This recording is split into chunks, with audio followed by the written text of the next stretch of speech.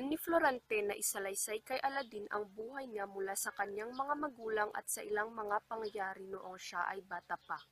Si Florante ang nag-iisang anak ni na Duque Briseño, Duque ng Albania at Prinsesa Floresca, Prinsesa ng Crotona.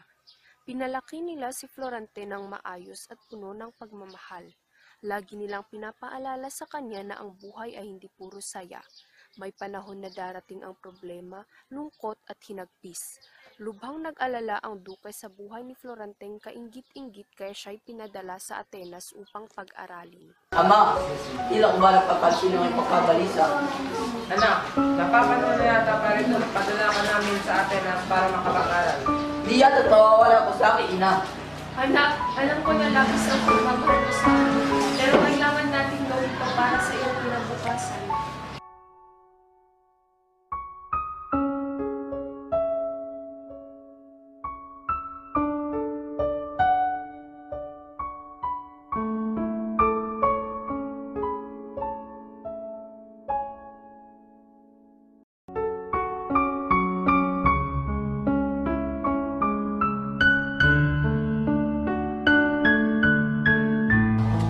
Bata, bakit ka umiiyak? Takot ka ba sa ating eskwelahan? Halika na at pumasok na tayo sa loob. Halika na. Gandang hapon, Maestro. Gandang hapon, Maestro. Florante, ito nga pala ang sinasabi kong kababayan, si Adolfo, anak ni Conde Celedo. Nagagalak kita makilala, Florante. Ganyan ako, Adolfo. Ito nga pala si Menandro, ang aking pamangkin. Saan mong tayo magiging matalik na magkaibigan? Sa ano ko yan, Menandro? Naging matalik na magkaibigan sina Florante at Menandro. Si Adolfo ang pinakamagaling at pinakasikat na estudyante, ngunit siya'y natalo ni Florante na siyang ikinagalit ni Adolfo. Sa trahedyang itinanghal ng magkakaeskwela, magkapatid na Eteocles at Polines ang naging papel ni Florante at Adolfo, habang si Menandro esposo ng reyna. Sa trahedyang itinanghal, 3 beses sinubukan ni Adolfo na paslangin si Florante. Ang una ay nailaga ni Florante, ang pangalawa ay sinangga ni Menandro, habang ang pangatlo ay tinigilan ni Antenor. Florante, may padalang sulat ang tatay mo. Salamat, Maestro.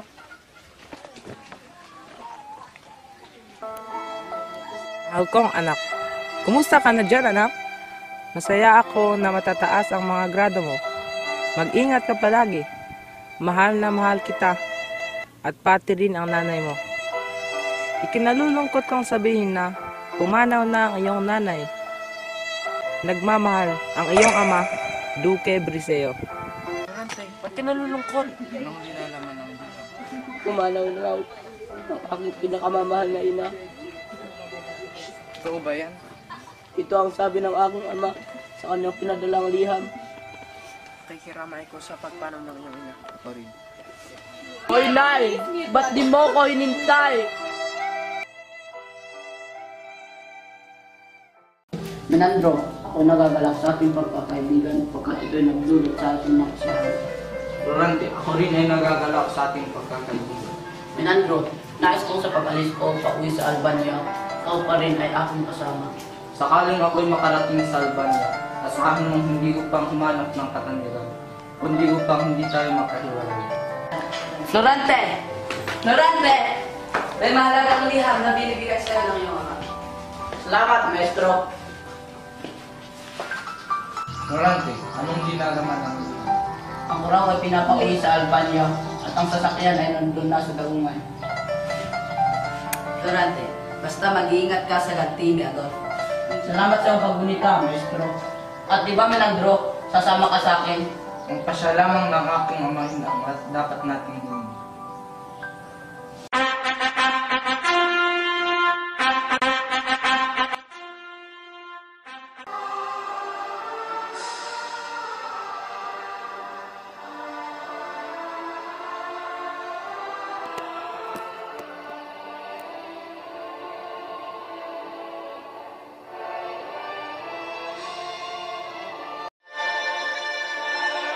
Ama! Anak! Anak! Ayos na! Ama, May papakilala pala ako sa'yo. Ang aking kaibigan, si Menandro. Menandro, ang aking ama. Ikaw pala si Menandro. Nabalitaan ko yung nangyayari. Asahan mo na masusuklan ka namin dahil sa iyong katapangan sa pagligtas sa aking anak. Hindi na po kailangan at matagal na panahon na rin po yun.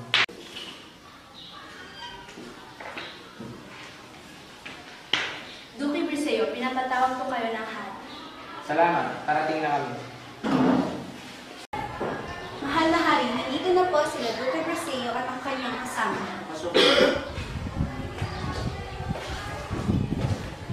Duque Briseo, nakagalak na makita. Maupo tayo.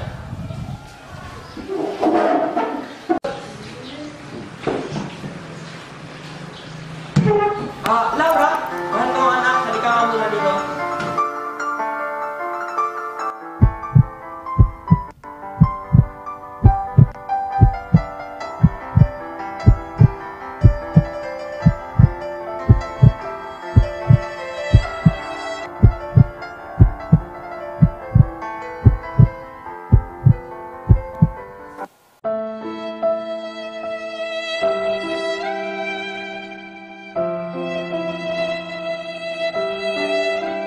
O Laura, nasan ka na?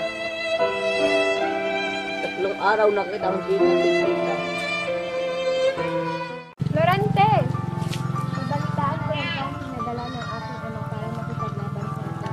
Nagdarasal ko na ito ay makabalik ng buo at buhay. Salamat sa iyong pag-aalala, Laura. Laura, may sasabihin sana ko sa iyo. Dahil simula nung una ko nang nakita, ikaw na ang nagpatibok sa aking puso. At sa pag-alis namin sa Etolia, nais kong malaman mo na mahal kita, Laura.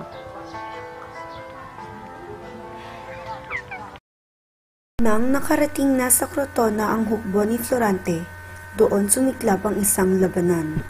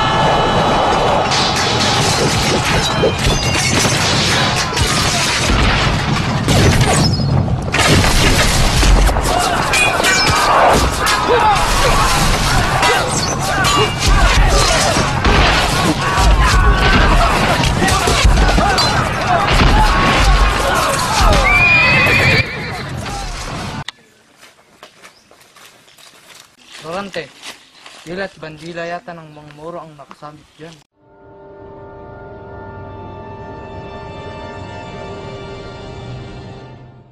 Menandro, nasakop yata ang ating bayang Albania. Sinakop ng mga salot ng mga Moro. Tara, tingnan nga natin.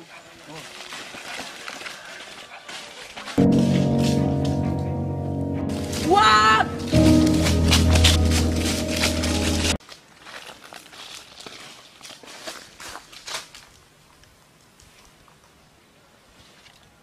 Sintang Florante, Nailigtas ni Florante ang maharlikaan at nabaon nila ang kanilang bayan. Tinanghal ng hari bilang tanggulan ng syudad si Florante, na kung saan ay ikinaiinggitan ni Adolfo.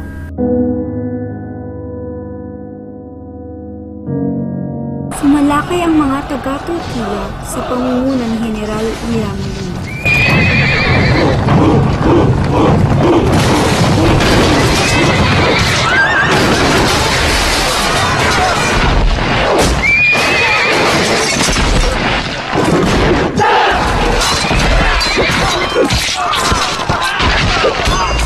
Nagugi si Florante at tuloy-tuloy pa ang kanyang tagumpay na 17 hari pa ang nagsigalang. Kasalukuyang dinidigma ng hukbo ni Florante ang Etolia. Florante, May sulat ka galing sa hari. Salamat, Menandro.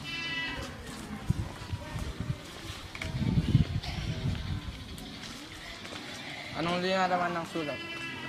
Menandro, kailangan ko raw pumunta sa Albania ng mag-isa. Kaya kailangan ko ang iyong tulong. Iiwan ko sa iyo ang hukbo natin dito sa Etolia. Pagkat sabi ng liham, isa lang ako na uwi sa Albania. Sige na, ako na ang bahala sa hukbo. Mag-ingat ka. Mag-ingat ako, Menandro. Pati rin kayo, mag-ingat kayo. Okay.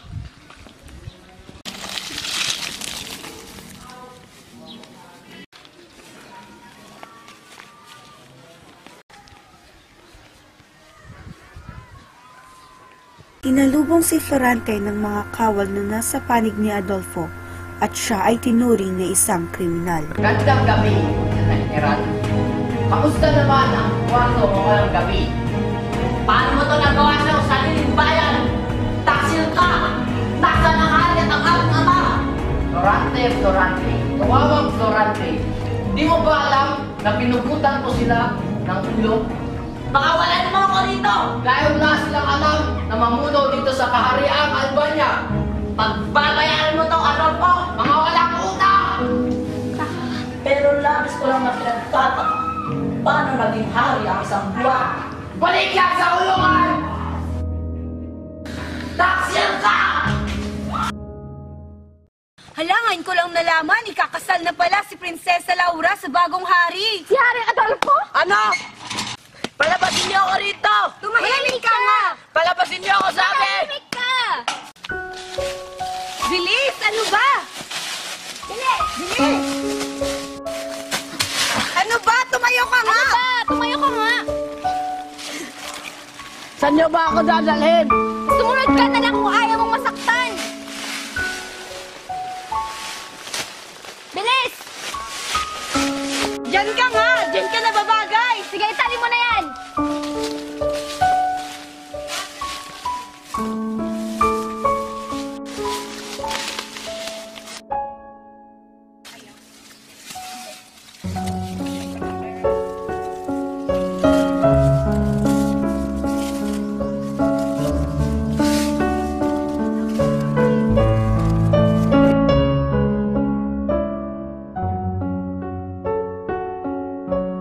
Diyan ka na babagay! Diyan ka na babagay!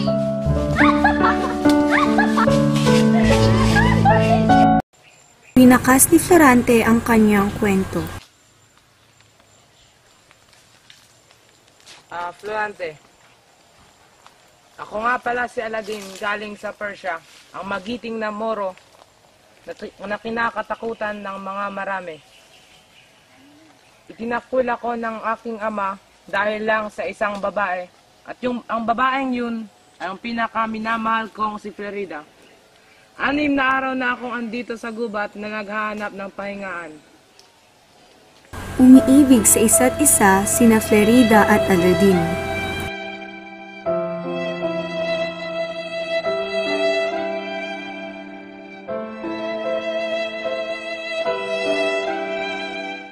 Habang sa isang parte ng gubat,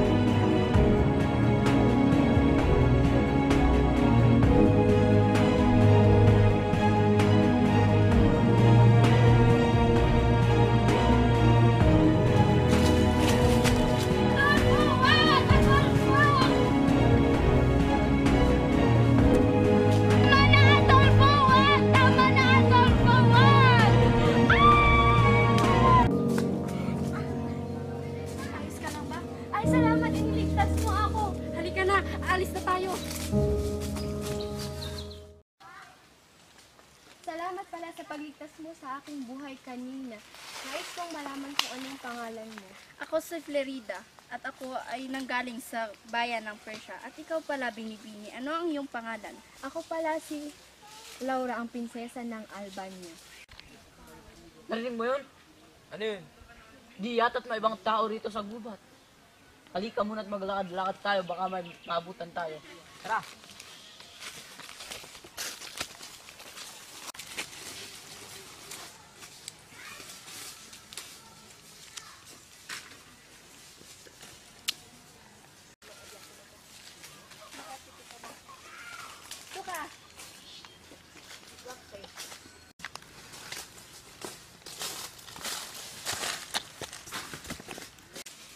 Tingnan mo! Laura! Flerida! Upo muna tayo kasi alam ko na pagod na kayong lahat. O sige, doon na tayo maupo.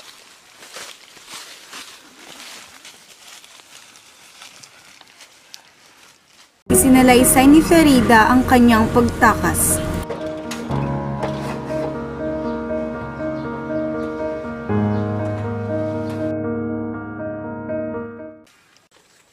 Flerida, bakit ka ba narito? Dahil ikakasal sana ako bukas. Kanino? Sa ama ko ba? Oo, pero tumakas ako. Bakit ka naman tumakas? Dahil ikaw ang mahal ko. Ikaw naman, Laura. Paano ka nakita ni Flerida? Kasi muntik na akong gagasahin ni Adolfo. Ano? Pero wag kang mag-alala, Florentine. Ligtas ako ni Flerida sa pamamagitan ng kanyang palaso. Buti lang kung ganun. At yun na yung dahilan kung bakit kami nagkatagpo ni Flerida. Menandro! Lorante! Buhay ka!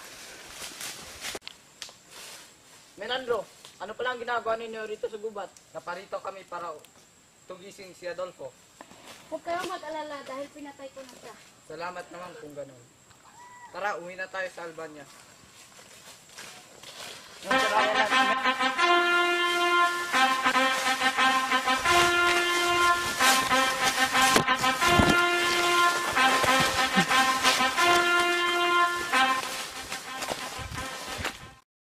Narito po tayo ngayon para binyagan si Aladdin at Merida.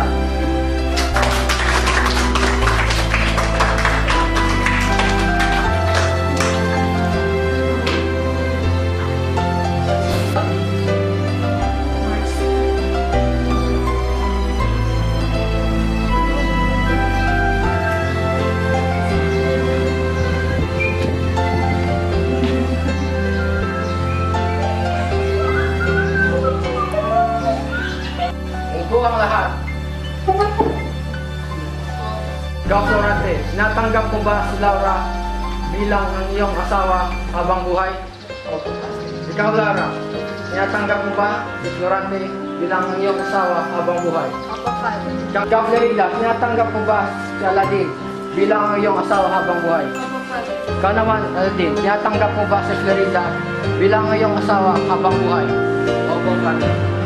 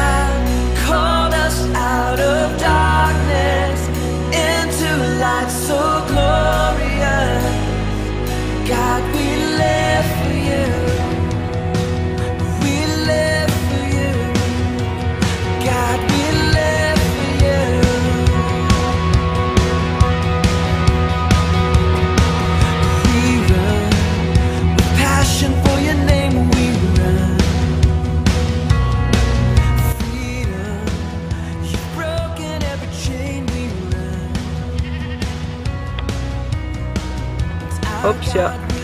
Brr.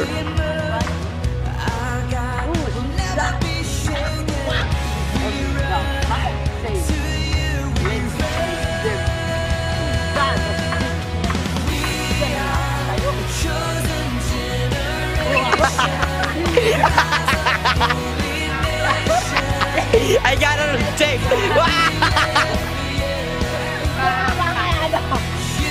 Ikaw naman, Laura. Paano na tayo nakita ni Freddy? Hoy! Umana yan!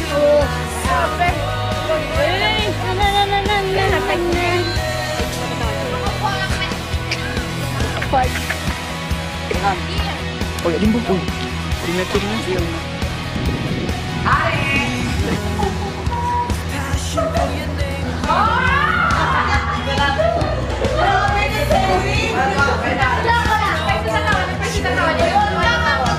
Wala kaya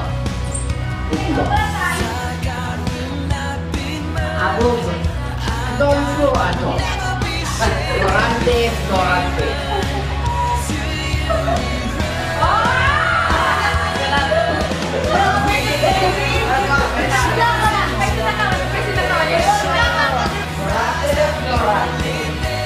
alam na naman nagsinulang kulang ulo ng iyong ama at ang kalang na hari.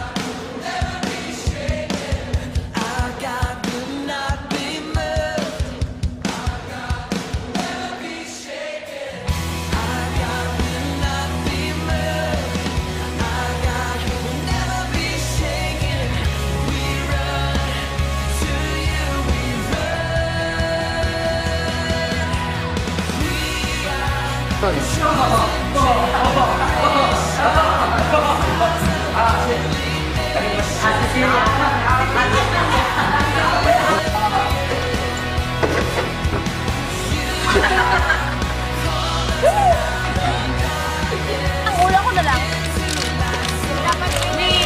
Kahit sa talo kaya't na.